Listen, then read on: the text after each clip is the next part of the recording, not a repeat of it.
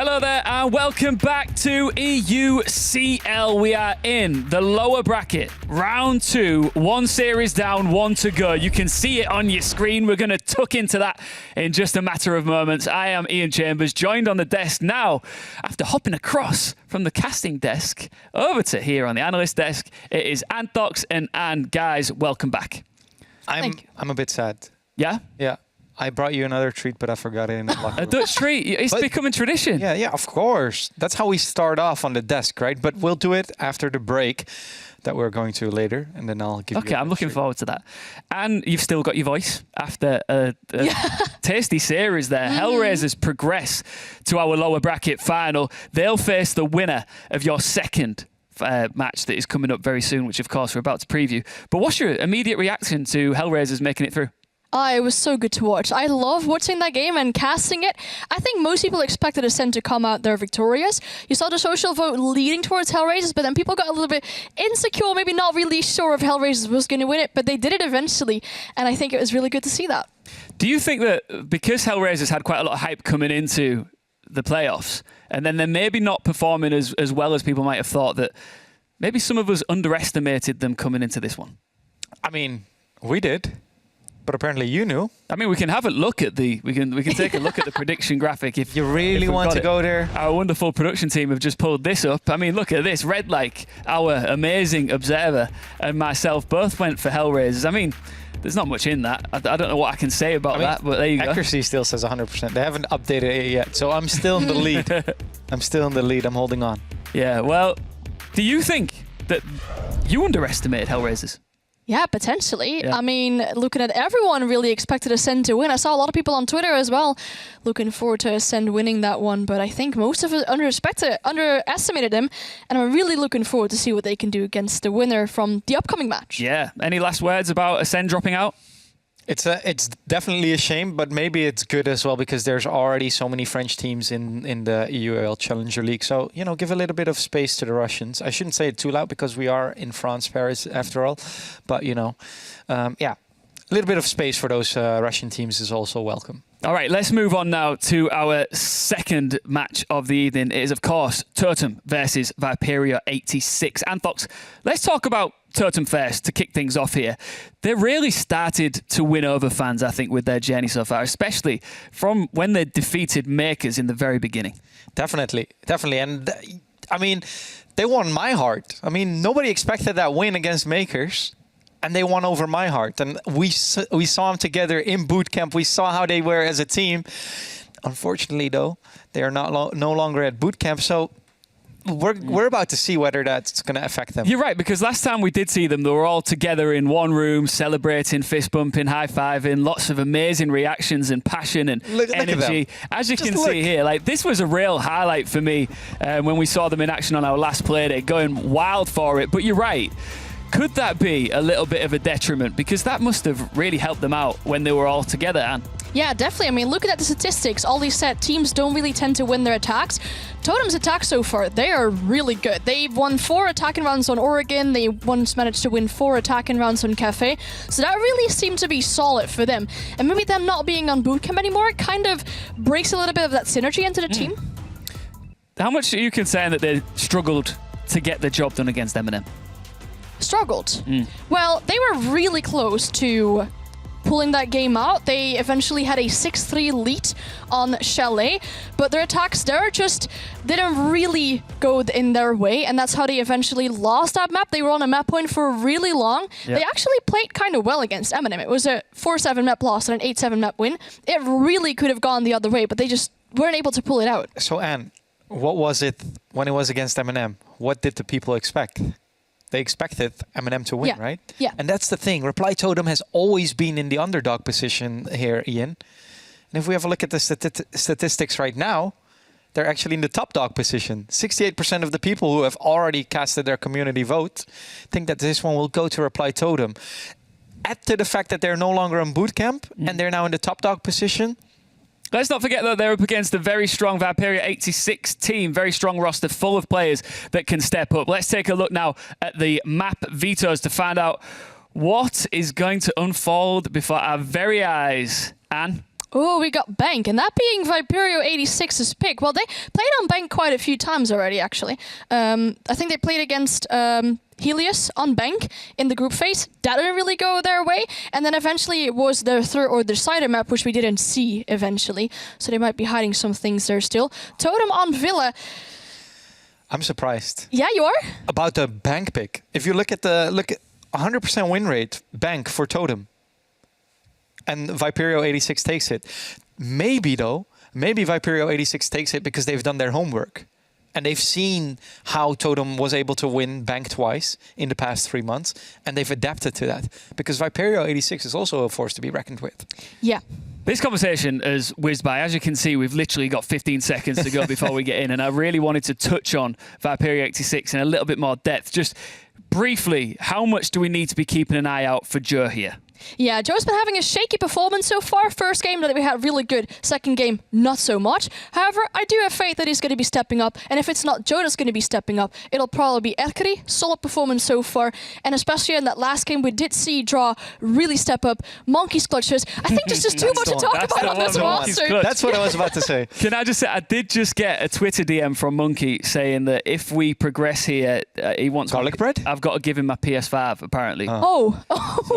Yikes. I was hoping for some more garlic bread. Yeah, I mean, he does love his garlic bread. Last minute predictions going into this one. Remind us of who you went for. I went for Reply Totem. Yep. I went for 86. I think you've made the right decision. 86 is where I'm going as well. All right, let's get stuck into this one. It is our second match of the evening. Reply Totem versus VIPERIO 86. Only one team can progress to our lower bracket final. The other will drop out of the tournament. Over now to Demo NX, the golden geese on the golden desk. Once again, the golden geese. I'm not sure where this geese thing's come from. I don't know if it's because we make a lot of noise when we're casting or something along those lines, but we will ride with it anyway. Absolutely thrilled to be bringing this one. Always a pleasure to get to watch VIPERIO, of course. There's going to be a hint of bias in here, Demo, as we're very familiar with VIPERIO, but certainly not a lot of bias inside of the old social vote. That's 48 to 52, favouring Reply Totem at the moment. We're going to be headed on into the game very shortly. We've got Bank to kick things off. Been a while since we've seen a bit of Bank. It was a mainstay map at the Major. A lot of Bank has been played as it is the newest map to the pool. Replaced the beloved Consulate Demo. I know it's still fond in a lot of people's hearts, but the good news is we've seen a Major. We've seen how that plays out. Now we get to look at the Challenger League. It's always nice when you get to see how a map plays out internationally, as you get a lot more ideas, a lot more playstyles, a lot more variety in terms of what you want to bring. And there's an opportunity for these two teams to bring just such variety here tonight. His first two bans, the attackers, Jackal. No surprise, really. I mean, that's like just classic for Bank. You know, it really has been since Jackal was introduced a very long time ago now, Ollie. Jackal has always gone on Bank, no matter what level you're playing at. He's gone. Hibana has been a great ban. I think the Hibana ban plays out very similar to how we kind of see Clubhouse. You look at Clubhouse, you think of basement, you think of hatches.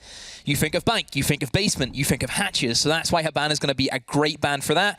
And then we're also seeing Valkyrie, just universally good.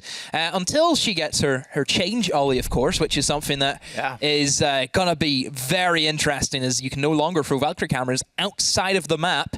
So I don't know what kind of maps that's going to affect, but surely whenever we get to that stage with the Valkyrie change, then hopefully we'll see how that does in competitive play. And finally, Kaid. No surprise, whenever you see Hibana banned out, you want to make sure you can try and get those hatches up out with, you know, the hard breach gadgets primarily has been the big go-to. And, oh, look, straight away we're seeing Zero and we're seeing Buck, both operators who have potential with a hard breach gadget. It is no surprise to see the hard breach gadget play a huge role now in the meta. As you mentioned, the Hibana ban, it's very pressured. Ubisoft declared Hibana the queen of hatches. And, I mean, there's no real argument to it, but there's certainly a couple of challenges to that throne at the moment in the form of the likes of Zero, Monty, you know, wherever you want to look to try and get this secondary hard breach gadget, because you now get two, you get so much more value, and it really is a worthwhile pick. VIPERIO, they're going to double down on it. Not only are they going to bring 2, they're going to bring 4. As I believe that both Curly and Monkey will have some in hand. Plenty of nades as well. Kicking off here, attacking into the top floor.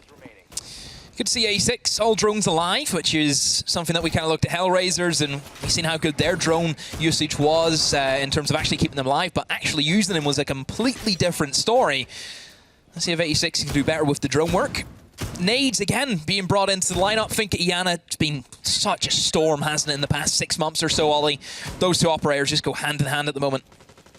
We just see so much Finker, so much Iana. It's beautiful the way that the meta is just slowly but surely shifting, and it really is shifting much more into that. There's an opportunity to not bring a hard breach. You know, you've got these opportunities to use the secondary hard breach gadget. You don't need to be dedicating someone to an Ace or a Thermite or a Hibana if the band. It gives you that little bit more freedom, and that's exactly what we're seeing here. A lot of information. Something that VIPERIO do very well is actually make use of the zero cameras. Not only is it great for intel, it can be used for burning things, it can be used to destroying a little bit of utility as well. So there's plenty of uses for that. And of course, VIPERIO, they're going to need it because they're going into quite a heavy soak of meta here. There's going to be a laser gate, there's going to be castle barricades, there's going to be plenty of things to be working through. Yeah, you got the ADS denial, you've got the Wamai discs, castles, arena gates, Goyo shields. There is a lot to chew through. And this is probably where the issue with not having an operator with flashbangs comes into a bit of an issue, but like you mentioned, they have zero, so you can utilize the cameras to actually burn through some of that utility. Look at Joe, going to try and nade, and will he catch Neox? Nope, just barely misses. Will open up the hatch, and oh, this is tense, Ollie. What is he doing? The thing is, he's just given an opportunity for rotation. He's telegraphed his position, and DG just goes, thank you very much. I'm just going to move to the top of main stairs. Nobody watching main stairs from the skylight either. A little bit lackluster there from VIPERIO. I feel like Joe's giving himself away. Pretty soft there. I mean, Joe's known for making those plays, isn't he? Trying to get in by himself and really stand above the rest, but that has not worked for him at the moment. Interesting kind of take that 86 are going for, and I'm not too sure if I'm sold by it. They have very little pressure towards Skylight, no pressure towards Janitors. They're going all in towards lobby in those windows, and the only issue with that is you don't have control of elevators, you don't have control of Janitors. Those are two positions that will shut down anyone going for this certain take. Especially not now with where Joe died from. We're going to see Draw attempt to make his way up that main stair, but he will be cut down. Great C4 thrown out there by Link, and Link's going to pick himself up a second as it appears as though VIPERIO are just going to take this one at a time. Line him up, he'll knock him down. Link, he picks up Curly. We see a very aggressive run out there, and who else? Who other than Mowgli to be throwing those kind of moves out? His team is in a 1 versus 5. He can afford to throw himself out there with 30 seconds left and gather some info. Akari, what are you to do? There is no chance in hell that he comes away with this one. Yeah, he could kill 3 of them and still not have enough time to get into the building, only to plant the diffuser. So yeah, 86. Bad start. Very, very bad start. Didn't really know what they were going for. 1 by 1. Every couple of seconds there was another person dead, and yeah, just very easy for Totem. I didn't really see anything that worried Totem at all. Something else that's really worth mentioning is that although Hibana is fantastic and is great at opening hatches, something else that Hibana can do that not really anybody else can do, maybe an ace if you get yourself into position, is actually open up at the top of elevators, looking down the long corridor on that top floor. Now, if we think about that as an angle, that's where DG picked up the opening kill onto Joe. That is typically a first port of call for a lot of attackers when attacking onto that top floor. They want to get themselves on the rappels and they want to start cutting up these crossfires and they want to start giving themselves lines of sight. If top elevators, it's a spot commonly known as Kanto, is reinforced, it's very difficult to actually get anybody up there if there is a Hibana ban in place, and you're unlikely to be able to really do anything about it. Now, we saw Totem, they played quite deep. They were playing in and around the elevators, they were playing inside of Janitors, they were playing deep inside of stock. There was nobody there on the side of VIPERIO that was really giving them any problem. I do like the fact that Totem are not going to go downstairs. That's going to be a kind of difficult bomb site to try and hold whenever you do not have a kite, so actually going for something different and changing things up and not going for that expected basement, it's actually not too bad of a shout. So it will be in towards the archives and tellers. Biggest issue that I think teams struggle with on this certain bomb site is the verticality that you can gain from above. So because of that, a lot of teams have now started those extensions in towards open area, utilizing the massive amount of roam potential that you have on bank. So it's really no surprise to see this kind of setup come in. A lot of it does kind of hinge on how well the player in main stairs can hold, because the whole thing you're banking on is if a team's just going to try and walk into lobby and try and plant towards tellers, you have a guy in main stairs with those punch holes that we just seen being punched out by Mowgli. So a lot riding on his shoulders to make sure he can hold that position down very well, because if that gets exposed, E6, they could be in very, very swiftly. 86 is going to be going for a top-down clear here, which makes a lot of sense given the context of what they've brought. They've brought the book, and you would expect them to be able to get themselves into a position to use it. I'm going to see Joe attempt one of his trademarks, the solo entry. Is a very self-sufficient player in that he typically will drone himself in on the Iana. He'll use his own drones to gather that information as well, and then look to try and move on through. Curly is going to be able to open up now from Lone Office in toward that bottom of main stairs area. It's essentially the same angle, but on the ground floor, as opposed to being on the first floor that they were unable to open last time. It's going to restrict Mowgli's movement somewhat here, as he's now a little bit more pressured if he looks to cross into site or even retreat into open. Yeah, it's just something that you kind of have to worry about. It shuts down potentially rotations from guys in open area also that might get a little bit maybe scared and has to get pushed out into another position. Here comes the verticality, which again is expected for the attackers. Nobody upstairs really contests that, like we kind of mentioned. Totem, they're all about holding in towards that open area. They only have one player on site, but not in a great position. I mean, if Ising gets bucked above, he could be taken out pretty quickly. But this long mirror window, Ollie, that's going to cause some problems for 86, certainly. And I think with that 1 point X5 that obviously that cancel has, it just gives them just a little bit more of an advantage against maybe some of the holographics. It's not a bad angle to try and push on through, and Neox is really doing a good job of holding Joe at bay. There is still one shock drone available, so there's potential to try and burn through a little bit of that utility. Akari is going to jump into the shock drone now. I'm not sure if the mirror windows are on his hit list, but we did just see it get taken out there at the bottom of square. Draw going to fall first as Eisen is in position to strike. Information being gathered here. Akari could try and see some success. Oh, he is going to be able to catch Eisen out, actually. Eisen just roaming a little bit too far as the push starts to come on through. Oh, a great shot, though, from Monkey. Now, will eliminate Link, but do they know there's a flank currently happening to them? Diffuser will go down. Mowgli finds Joe. Diffuser was looking to be stuck by Monkey, but now because he does not have the cover, he has to move into another position. A lot falling on Akari's shoulders right now. Sees one dash across. Oh, through the smoke. Will find DJs, but Mowgli has slipped himself in again. He is on a rampage inside a bank. And with 5 seconds to go, what can Akari do? Absolutely nothing. Tries to stick to Diffuser inside of the smoke, but I'm sure Mowgli will be able to finish him off. Will walk in and misses the shots, but Neox will not miss his, and Totem will hold on.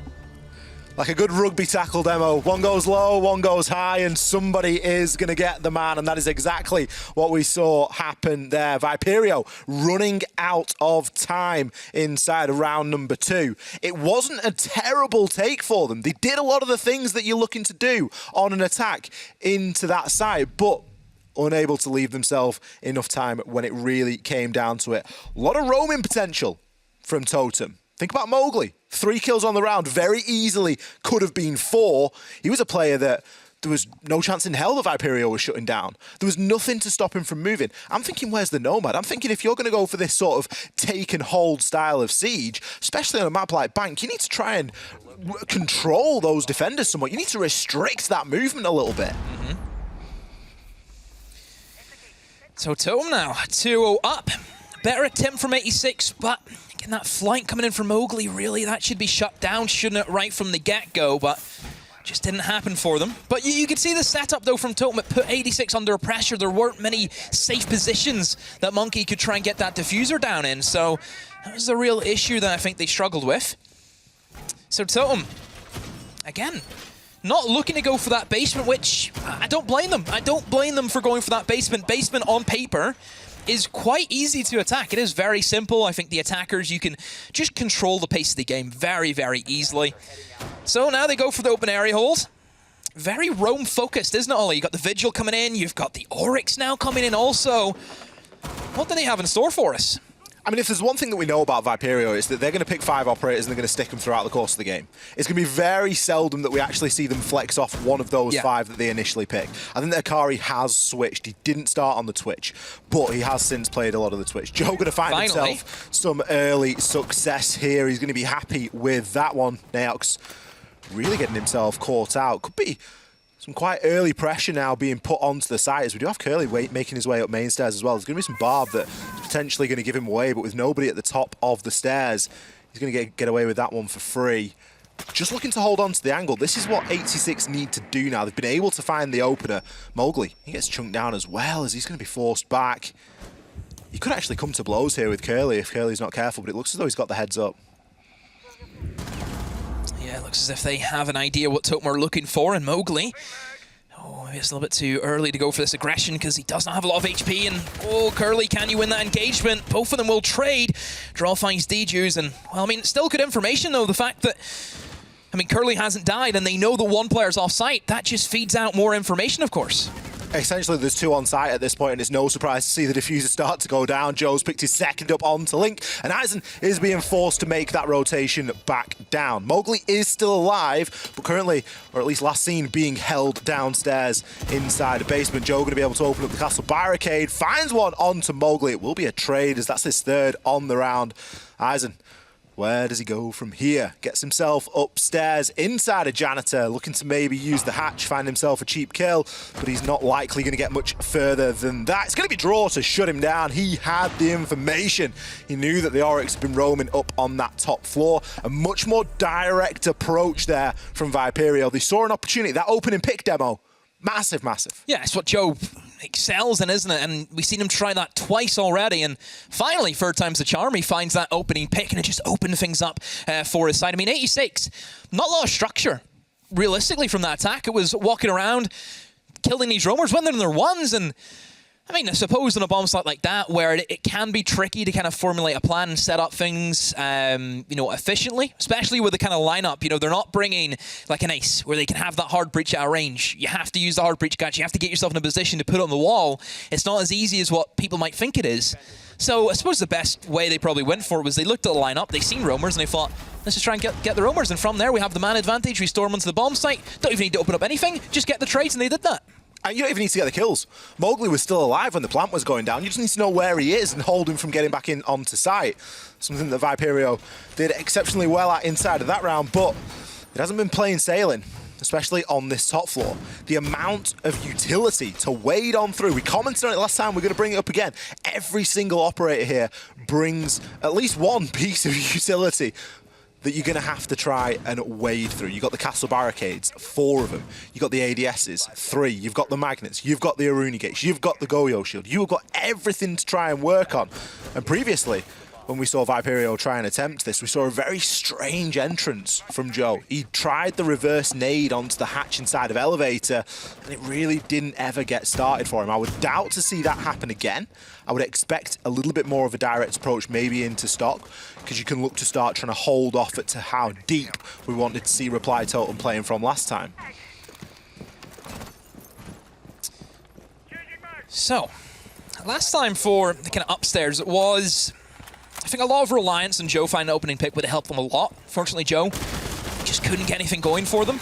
They had no interest in taking towards Skylight, which is, you know, very surprising because that is usually the primary attack that we see from a lot of teams. Joe hasn't worked for him again. He's tried to get that opening pick, and he himself has got the opening death. And Mowgli, we know what he's made off Ollie and the trouble that he can cause 86, and just puts Draw on a bit of a back foot now. And 86 already, a minute to go, and they don't really have anything to show for it. It's a fearless swing as well, isn't it, from Mowgli there? He does not care at all. He's going to challenge onto that double doorway. You better believe it. Draw, trying to gather a little bit of info now, getting himself on the drone. We got Curly looking to make a drop and enter the top of square stairs as well. There's still a lot of uncertainty here as to where these defenders truly are. One of the walls has been left soft into square. Whilst it does provide a bit more of a direct route into site, it's also great information to be peeking off. Yeah, exactly. And it doesn't give Curly free passage to just walk on in. Yeah, it just kind of puts a bit of a fear, similar to what we see on Villa. A lot of the time, Ollie, where actually the defenders will open up walls for the attackers, essentially, but actually it's going to be used to help them try and keep them at bay and go for those swings. Monkey is somehow inside of CEO, doesn't have the diffuser, so it's not as if he can go for a plant or anything, but still, he has something to play off for his team. There's Mowgli with a swing, doesn't care who you are, doesn't care what he's up against. He will take those challenges. Monkey will try and fight against Janitors. 86 do respond with 1 kill, and Akari's going to try and get this diffuser down. Really try and make it stick here. Look at the long angles that are being held. Curly doing a great job to keep hold, but Link comes through with his second successful C4 of the game so far. Now, the plant has gone down, but is there a substantial enough post-plant here? We've got Neox, he's searching for somebody out on the window. Akari going to take down Link as he went for an aggressive jump out there, but caught on the swing is Curly as DG shuts him down. Eisen, he's looking to disable that diffuser, and Akari really needs to get a shift on here. He's going to find the kill. Demo, there was no time left for him to be getting that. There's still 16 seconds and there's still a chance here. Potentially, Akari could clutch this one out. 11 seconds. Time is ticking all the while as Neox is looking to try and assist. DG, the next player, to try and stick it. Akari finds DG. The jump out, it doesn't matter. Strike that one up and we see it being pulled off. Akari, the twitch on the repel. What is he doing to us, Demo? I have never, ever seen a clutch like that before. What was it, a 1 versus 4? 3? What was that? How do you lose that? How? As the defending team, Your Honor, enter witness number 1. They're guilty. That's what they are guilty. You don't even need a jury. Right. So, to recap, they're sitting there with a massive numbers advantage, right? Diffusers went down, sure, diffusers down. That's not an issue. You have 45 seconds to... Loads of time. To regroup and figure out what you want to do, right? You know, the last guy is on the repel. Whenever this kill came in, I thought it was done. A 1 versus 3 it was. It's a done deal. And you're sitting here thinking, okay, 1 versus 3, diffuser is right beside a window. Like, in this scenario, Akari needs to peek. There's nothing else he can do. He can't get a funny angle. He just literally has to front up and swing. Why is there not, time jump outs going down? There was moments there where essentially you could have held the diffuser, and as soon as you hear him move, you just jump out, because he either kills the guy in the diffuser or he kills the guy jumping out. He can't do both. If he goes for the guy jumping out, diffuser is gonna, it's gonna get diffused. And if he goes for the guy in the diffuser, he's gonna die. And then you have the other man to get that diffuser off. It was just poorly played by Totem. I love the frustration at the end as well. Where the jump out happens, DG jumps out just to kill him. That should have happened 20 seconds earlier. Just to shut him down, because he's like, this guy has had our pants down here. We can't do anything. Leveled up at 2 rounds apiece. Where would we be without some excitement in the first half of the map? And this is what we were talking about with 86. They are a team where everyone can do something. Stone cold. Everyone can do something. Anyone can clutch. Anyone can clutch. It's a new book I think you're bringing out, Ollie. It is. It fits well with the Paris theme. It's a little one from Ratatouille there, if you're not familiar. Anyone can cook, anybody can clutch, anyone can play Oregon. I mean, how far do we really need to go, Demo? Anyone can do anything, Ollie. Certainly anyone on the side of 86 can clutch. Yeah. That is a fact, and we've seen it. We've seen it top through bottom. Akari stepped up in a big way. So, we go straight back into the depths of it again, Ollie. Totem are wanting to run it back again. They're going to be looking now for that top floor defense once more. A little change up from 86. Joe isn't on his usual avenue. This time he's actually went downstairs to support Draw, maybe looking for a different approach with the nades. I say that though, he's caught Mowgli out. Mowgli's been playing that same position for the past 2 rounds. They defend upstairs. It's the biggest opening kill that Joe could have gotten himself here. The fact that he's alive halfway through into the round is a miracle at least, but then he gets the kill onto Mowgli. We're now starting to see the nades come through vertically as... What? Excuse me? Neox, that is not the enemy. That is not a tango at all, and DG is going to fall to the team kill. Monkey capitalizes on the situation and the frustration, taking down Eisen. Totem, all they needed was to lose that round, and they are falling apart, Demo. What's going on? I mean, and look at the last 2 Totem players. They're swinging now. They're grasping at straws. Link will find Curly, but that's the position known now. They know that one player is inside a CEO. Rotates in towards Janitors, but I think it's only going to be a matter of time before 86 can sniff him out. Here comes a swing. Will eliminate Akari. That's diffuser on the ground and will slip away, but is he aware that somebody's lurking inside of the corner? We'll find Joe again, and that's a triple kill for Link. But no, it is not enough. Draw will pick up the remains. A little bit sketchy there for 86, but still, they don't make a mockery of it. They still win it. I could hear the circus music in the background. I could hear the clown music. Benny Hill music going off. It was what was going on. It was just challenge after challenge. Great opener. And we can't take that away from VIPERIO. They opened super, super strong there. Shutting down Mowgli, with hands down the top performer. If there's anybody on the side of Totem that's going to pop off, it's going to be Mowgli. He's a nightmare. He plays in the nicest possible way, and I say this lovingly, a very ranked playstyle. And you're grinning at me. No one can see that, but it's true. He swings everything. He challenges everything. He plays the P10 every single round. Like, this guy knows how to challenge, loves how to take a gunfight. But as soon as that starts getting matched and it starts getting found out, and VIPERIO gather a little bit more information round after round and learn these player habits and player tendencies, they're going to start to be able to shut him down. And we saw exactly that. Joe just taking his time on the entry. That's all you want to see from Joe. If you want to play that ranked playstyle, it's not a good idea to go up against one of the most infamous ranked players in Joe. Joe knows how to deal with that. Joe loves a game of ranked. He does indeed. He loves that. But yeah, I mean, Joe will eat that all day of the week. That's his bread and butter. He knows exactly how to play against that playstyle. And as if by magic, VIPERIO, 3 rounds in a row. Good rally to get back. It's not only been 3 rounds in a row, but they've increasingly got better.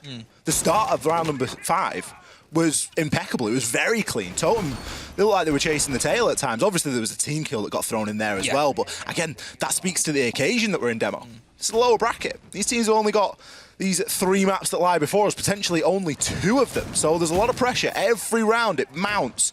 And I think we certainly saw that in our first match of the day.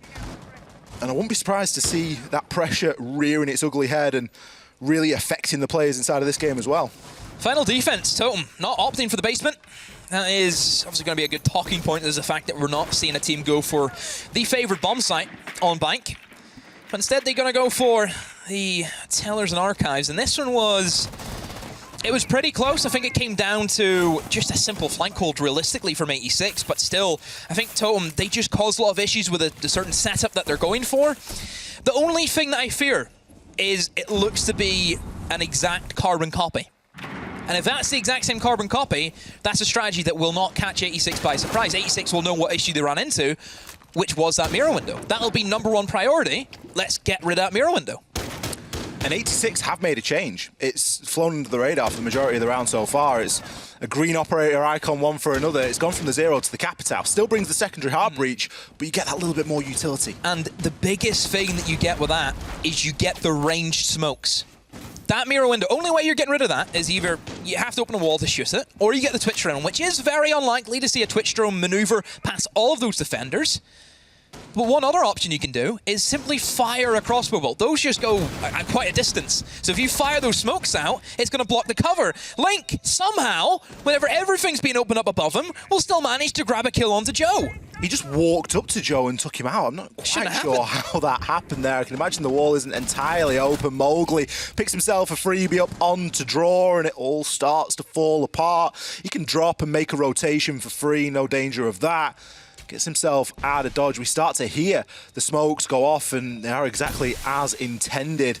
Curly not only going to smoke his way in, but also going to smoke the mirror off as well. But Mowgli is moving up. He's aggressive. He's not planting in default, though. He's already dumped a whole mag of ammunition. Akari is there with the cover, and the plant's gone down again. Monkey picks one up onto Link, and it's now a 3 versus 3. VIPERIO fearless in the man disadvantage, and they're going to start to swing this into their favor. Monkey, he takes down Neox, and he leaves a lot to do for Eisen and Diju, who, by all accounts, probably thought that this round was in the bag. Eisen going to aggress on through. He, too, will be taken on out as Curly and Akari back to back, bringing it home there in round number 6. I don't know how they're pulling it off. I do not know. They are literally just throwing something at the wall. I hope it sticks. That is it. That is all 86 are going for. Things are not working out for them. They lost the 2 opening kills. It's a 3 versus 5. Again, they utilized the Capital, which was expected. But one reason why I thought, yes, that's a good idea, but maybe you're going to struggle because they didn't remove the Maestro cameras. There's a Maestro camera looking at the man planting on the door. Why is that not being, why is he alive? Why is it not being used? Why has it not been destroyed? Well, I mean, which side do we want to go on? Mowgli walked in as if he knew exactly where he was and missed every single shot. VIPERIO really focusing on getting the plant down. Just the impossible rounds. 86 put themselves in scenarios where it just doesn't look good for them, yet they still win the rounds. They're not making it easy for themselves, but that is some clean siege. Some clean siege to not even lose a single man after being 3 versus 5. It's very, very smart. They're utilising the verticality well. We've seen how well the Buck played upstairs. Buck played fantastically above. And one thing that 86 have done really well is just get that diffuser down. Prioritize that. It's a big reason why we praised M&M and how good they were. You have one guy who just gets in there, get that diffuser down, and if you're attacking, if that diffuser gets planted, you know that the pressure is off you. Because the pressure's right onto the defenders now, because the defenders have to play like attackers. It's hot potato. You just throw it back. Throw that hot potato straight back onto the opposite side. Totem coming in at 2 rounds to 4 here. Is now going to be their turn to attack. Now we're seeing very contrasting lineups here, Demo. Totem have doubled down. They've gone heavy on the hard breach. Not only are they bringing the thermite, they're bringing the ace as well. Whereas VIPERIO, they opted just for the hard breach gadget. And honestly, it didn't do them too wrong. They were still able to get themselves in their draw. I'm not too sure how you've been taken out there. If you're going to open up that much of a line of sight, you cannot afford to just stand right next to Bomb Chassis. Mowgli, he grabs himself the freest kill he's ever seen. And it's like you put a picture of Mowgli and Joe and spot the difference. Because right now they're playing the exact same playstyle, walking in and finding freebies. It's not even guaranteed that that was droned either. It's just a good bet that somebody's going to be there. If that wall's open, you need to be careful of it. Eisen's getting himself onto the rappel. He's going to look to try and put a little bit of pressure in. The sight does look a little bit light here, Demo, and that could be a bit of a concern for VIPERIO. DG, he's going to find himself one onto Joe. Joe getting caught out by the drone that was on him the entire time. Some very efficient play here coming out, but Monkey, he's got the shotgun, and he is ready to make it raw yet again. Just going to switch up onto the secondary as he needs to focus his attention now onto the player that could be moving through stock. DG has the option to drop if needed, but is more than likely going to turn his attention toward janitors. I don't know if Monkey's aware that DG's actually jumped in already. Thermite charge will go down, and that gives them a breach. So 86 have to back off now and give that CO control away. Still have denial. 2 C4s in the back pocket of Curly and Monkey. Minute to go, but Totem, I think, doing very well, Ollie. Look at the drone work being done. Checking to see the positionings of 86. Curly has a great angle, though, on that bomb chassis. Can hold that breach down very, very well. Just more the pressure on Totem. All I have to do is get that diffuser down, but the only worry I have is look at the position of Monkeys, and he needs to be eliminated. I mean, he needs to be eliminated, but he also could drop Demo. He's got a C4 and time is running out. Smoke is going to come through. Neox with a swing over onto Curly. Akari trades it right back. He could look to try and move through now, but the plant's going down, and I'm unsure if anybody is aware of it. Monkey's going to have the indication, goes for the C4 and will land it. Stops the plant from going down, but he is very quickly traded off. There's still 25 seconds, which should be plenty of time here for Totem to get the job done. How much information has Akari got? Still worried about the rappel. Doesn't look as though he knows all too much as to the location of these final 2 attackers. The diffuser is going to need to be recovered, and Totem, they've taken their sweet time about it. The diffuser will be collected here, and a gunfight ensues, but there's only 5 seconds left. Diju does find the angle onto Akari, but it was much closer than I'm sure that Totem wanted that to be. Yeah, almost there for Akari. Just shot some bullets, thinking that somebody could be holding that long angle in towards Lone Office, and sadly no one's there, and from that position they know exactly where he is, and it's very simple to double up on that man. But I have to highlight Diju's patience was massive. I think he sat inside a Lone Office for nearly half the round. Hope he got his taxes done in that time. A little bit of expenses. Stamped a few receipts. But that's all he had to do. He knows he's in a power position. It stops anyone flanking up towards the long corridor, stops anyone pushing out of janitors. He played his job very, very well. Whenever the time came, he was able to push in. Especially given that Totem didn't have any pressure coming in from main lobby. There was nobody there that was on rappel, there was nobody coming up the stairs, there was no one coming up main. They needed a little bit of something just to control Monkey inside of the closet, and it did just exactly that. You've got to wonder how that round plays out if Draw just doesn't get caught on camera or whatever he was doing in the middle of sight right at the start, because it did come down to the wire. It came down to the final few seconds. Really could have been a little bit more pressure for Totem to deal with. But I've got a sneaking suspicion, Demo, that they knew exactly how much time they had there, and they just weren't wanting to leave anything to chance. This is a tight game, and every round matters. Even if you've got the advantage, sometimes you do have to just take those extra couple of seconds, and Totem did just exactly that. Yeah, good work from Totem. Gets their first attack in the board, 86. will have another chance at defending this top floor. They will go for it. So lost that first player draw very early on to realistically something that really shouldn't happen. You know, if you open up that wall, that soft wall in towards Skylight, you should be ready just for something as simple as somebody swinging it. You know, that should be something you're ready for. I thought that Mowgli was going to go into electrical then and get caught out by Joe. Look at Joe, he's desperate for one of these little, like, snidey kills. He's desperate to just pick up something for free here. He's not playing too aggressively. He's playing behind barricaded doors. It isn't all that obvious that he's going to be there, but it does leave him off site. And as the castle, it's not necessarily your wheelhouse, isn't the old off-site. There's an argument to say once you've set your castle barricades up, go and do whatever you like. But you've got the shotgun, but you've just not got the rest of the kit that makes it worthwhile, and you're looking mainly there toward an impact or a nade. See Mowgli, same position he was last time in towards Skylight. Just glancing over those holes, but doesn't see anyone at the moment.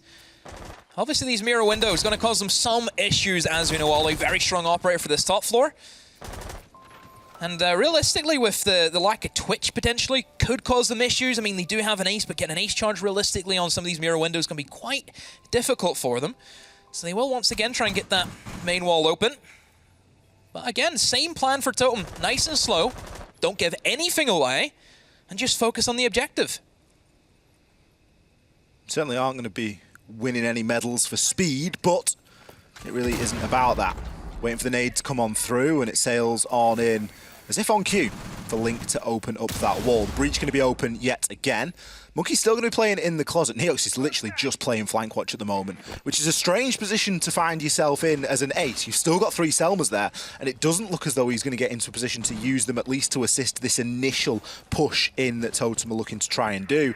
Instead, just going to be locking it off downstairs and making sure that nobody like Joe is going to try and make that rotation. Now, I would imagine that the hatch is still open inside a janitor, which would give option for Monkey to drop and to try and make something happen there should he need to with a C4. But no, there's 10 players live and there's only 45 seconds left. Yeah, not a lot of time really for Totem to start rotating around certain areas and try and push up towards other staircases.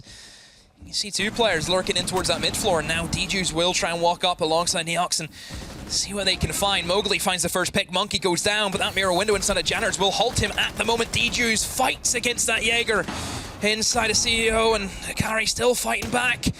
Buck opened the wall, Curly has to swing, but no, DJs gets the better off him. Draw did find Neox, and Diffuser has been planted in the midst of that. Draw is going to be able to try and take the challenge, but he's full white flashed and immediately is taken down by Mowgli. Akari, poor old Jaeger, last alive inside a front desk. Realistically, what can you do against an execute that is that clean, Demo? There was not a lot of time.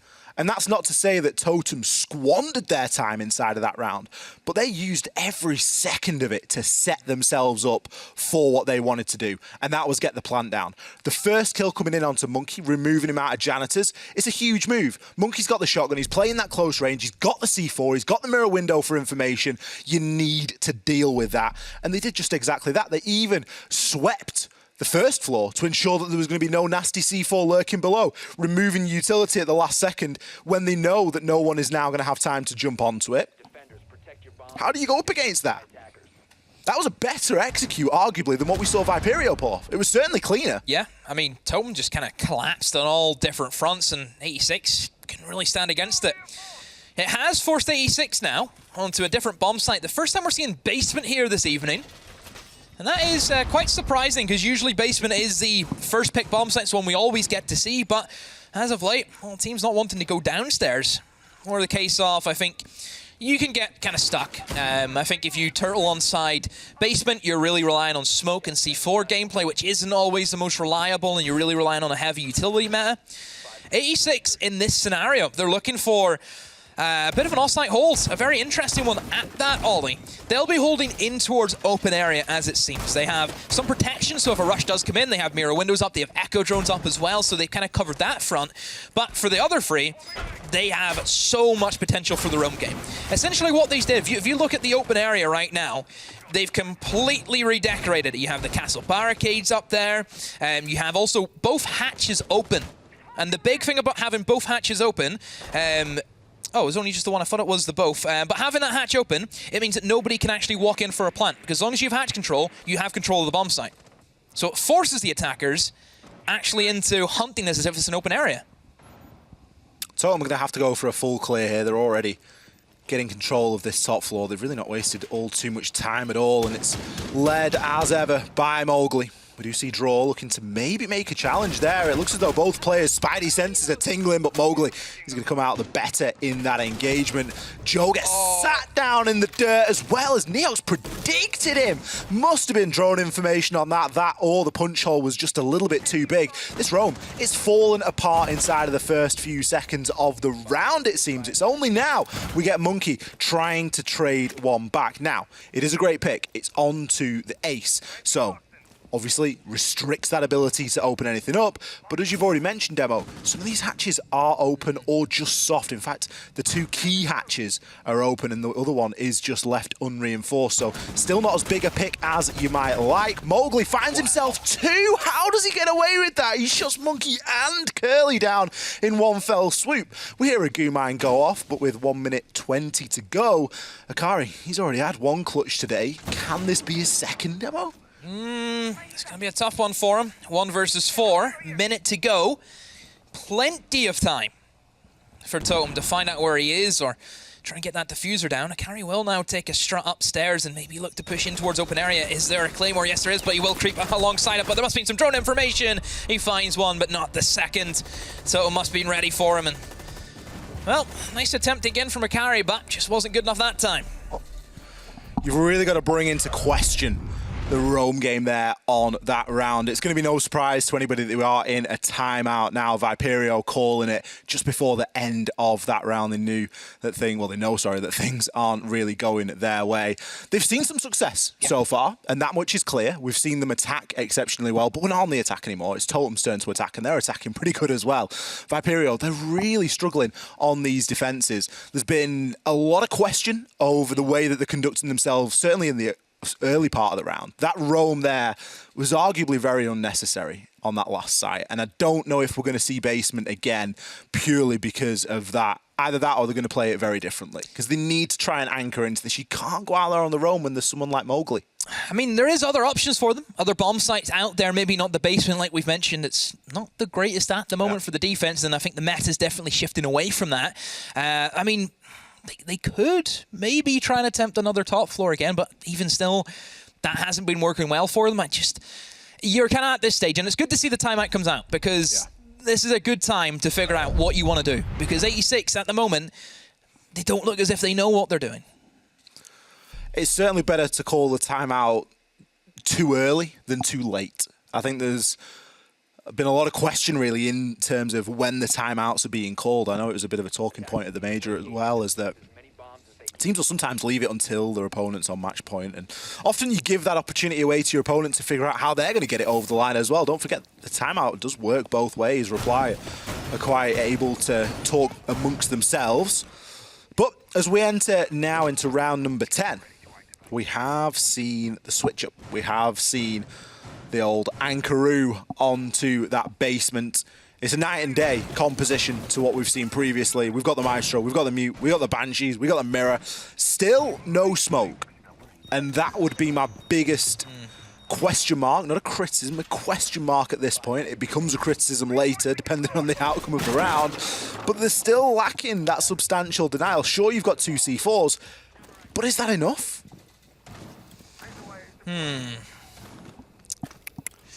It's a tricky one now, because you look at 86.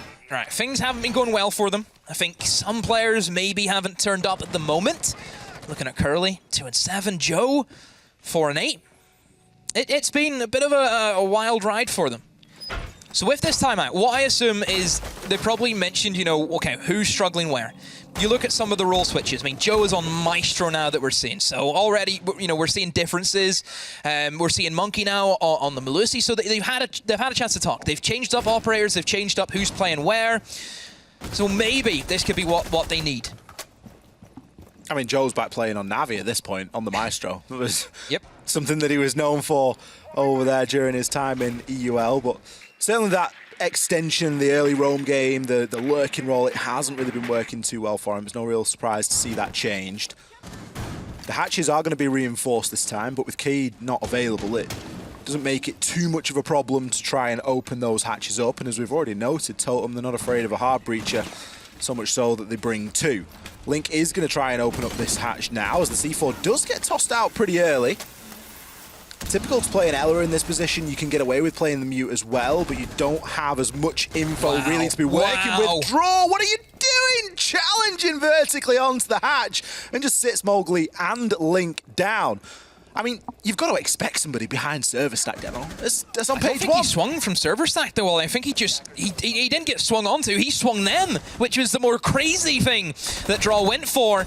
He's in with that big LMG, will win against Curly, but I mean, the fact that Draw's got those 2 kills, it is massive. Massive for his side, and if he just delays the time even more so and take up some utility, or just take another kill, why don't you? I mean, Draw has completely mudded Totem right now, and I have no idea how DJs and Neox pull themselves out of this. Get them a rope. Get them out of there. Stuck down the well, and, well, it isn't going to get any easier. Akari takes down DG. Draw is downed at the moment, but it's unlikely that he's even going to get finished off here, given Neox's positioning. Joe is going to shut him down. Almost a flawless round there from VIPERIO.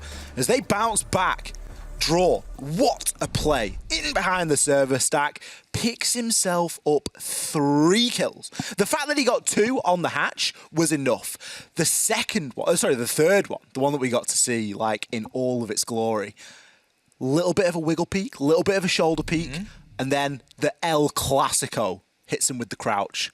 Hits him with the crouch, nobody's expecting it, eyes and he's still aiming head high, bam, shut down into the dirt. We do see VIPERIO drag one back there, but it needs to be a little bit deeper than just one round as these two teams level things up. 5 rounds apiece here. There is no more basement available for 86, at least for the time being. Instead, they're going to turn their attention to open area. Yep, open area getting a good run out today. Mira has been a big operator really for both sides that we've seen be featured quite a bit, but is there a surprise whenever both teams have wanted to have, I think, the consistency of having strong anchors in sight while also applying that roam game? I mean, Mira is a very strong anchor. As we know, Ollie can shut down a lot of different sight lines. It just gives you that extra, extra wall in the defense, isn't it? Because that is, Mira on its own is a tricky operator to get through. So really no surprise to see her kind of shining throughout this game. See this extension now in towards Archives and Tellers, and 86 seem to be in a good position. Like, the setup does take quite a while from them to get ready, and one thing that we've noted with Mowgli is he gets into the building even quicker sometimes. Yeah, Mowgli is not afraid of an early sprint in. This time he is just taking his time to get himself established. Joe was watching underneath Dirt Tunnel just to see if that was going to be a line of approach for any of the Totem players, but he does make his way out of there.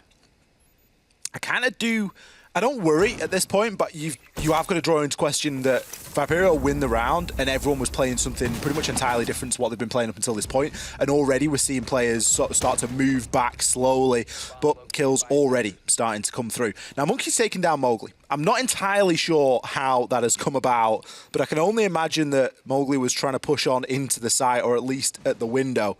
Joe's been taken out as well. Drones start to flood in. Monkey could see quite a bit of pressure there. He's actually the sole player on the side, but it might not even matter. Draw shuts down Neox.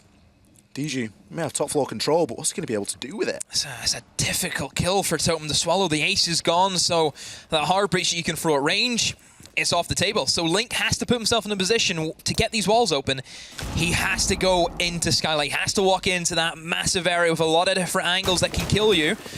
DJers will try and support that endeavor by going above and actually opening up these angles to assist them if anyone wants to try and swing. There's yellow ping coming in that will split out Akari on the Mira. And there's the holes being opened up. So essentially now for Akari, he cannot eliminate that Thermite. He has to sit back, he has to stay still, and does start to get bucked, and somebody's inside a lobby for him. Linko actually pushes him out. We were expecting Thermite to go over towards Skylight, but in fact, he's going to be assisting with clearing out the roamers. It's really good play from Totem to have that presence of mind to be holding as you're trying to push the players out with this much time remaining. Did Draw go up the hatch? A Draw's been taken out as well. I think he tried to pull the Oryx play. We very rarely see that pulled off, and it's a bit of a shame at this point because this started out as a 4 versus 4. Oh, roaming echo. Interesting, but I don't know if it's going to work for him because there seems to be a couple of drones scattered around. Monkey, that is such a massive kill. D-Juice goes down, and that essentially eliminates the western flank. Now it's just the east side they have to focus on. Link is pushed straight in. Does have a deployable shield, will fire out a smoke, and actually going to use the shield to his advantage. Monkey pulls out the shotgun, potentially at the wrong time. The LMG range free. Oh, he sees the diffuser, and he will eliminate Link. A gunfight will still come in, and Aizen eliminates him. A 1 versus 1. The Echo is on the board. Does he have any drones? It doesn't look as if he does. He has to play off his sheer gun skill and sees. No, he sees him, but he gets behind the shield in time. Curly has not had a good game, but could this be the moment? Could this be his chance? Pings come in. The LMG range for a rotate from Aizen. Will this catch him by surprise? Moves over towards the bomb chassis, but it's not enough. What a play from Aizen. He saves Totem in the dying seconds. What a messy and scrappy end to the round. I really thought we had another monkey clip on our hands. It's similar to shooting out the side of a soft wall when you're trying to disable the diffuser from the other side. It was in that kind of vein that he shuts down the thermite. He didn't know his luck. He switched over to the shotgun at a really bad time. That shield, by the way, it's a good shield, but it really worked against them there. It was the entire reason that we see Totem win the round. It was that engagement between Monkey and Aizen was... It was like, you know, caught him by a bad time. Yeah, he switched after the shotgun, panicked a little bit. And it's almost as if he opened up that wall to try and get an angle onto Aizen. Oh, you didn't know. But then he just said, oh, you're planting a diffuser. I'll just kill you instead. And do you know what the frustrating thing is about that? Is that seconds later, there's an echo, there's a yokai like splash that comes out. So the yokai drone was in that room because that is what we saw being played from below.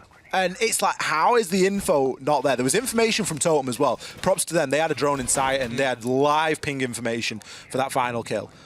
Totem, map point here. We'll put them one map up inside of the series. Next map being Villa. Clubhouse if required. This top floor demo, it hasn't been that much of a problem for Totem.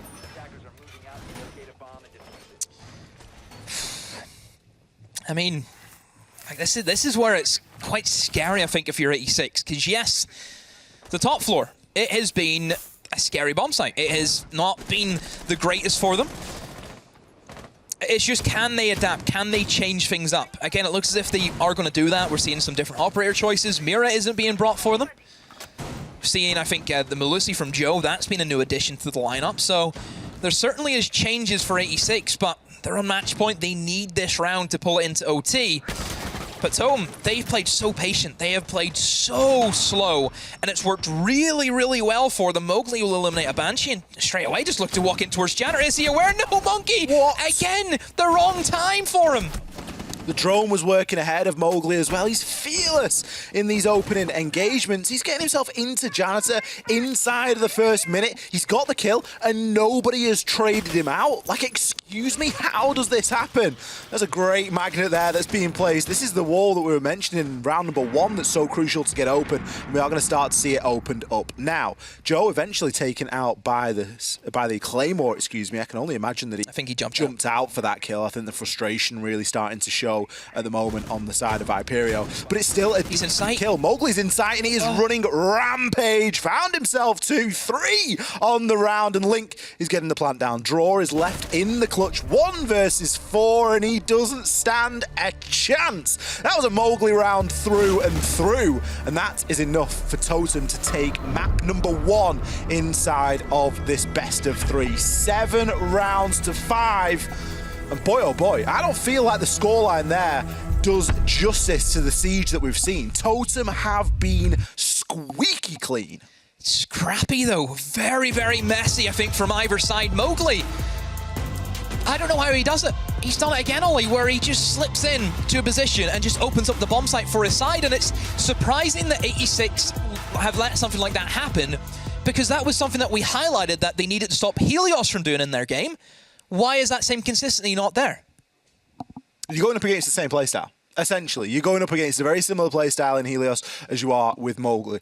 The only problem is it's just one person out of a team that otherwise is quite well structured and got a really good handle of how to use the time. You could see just how much VIPERIO were trying to directly counter that play as well. They're playing Banshees. We saw Goobines. We saw a bit of Legion. We saw those sort of things coming out. I mean, we saw everything apart from the Capcan and the Frost, really, but you wouldn't typically see the Frost, at least on Bank. It's usually fairly easily caught out. But still, there was a lot of focus there that was being put on trying to deal with Mowgli, to try and shut him down.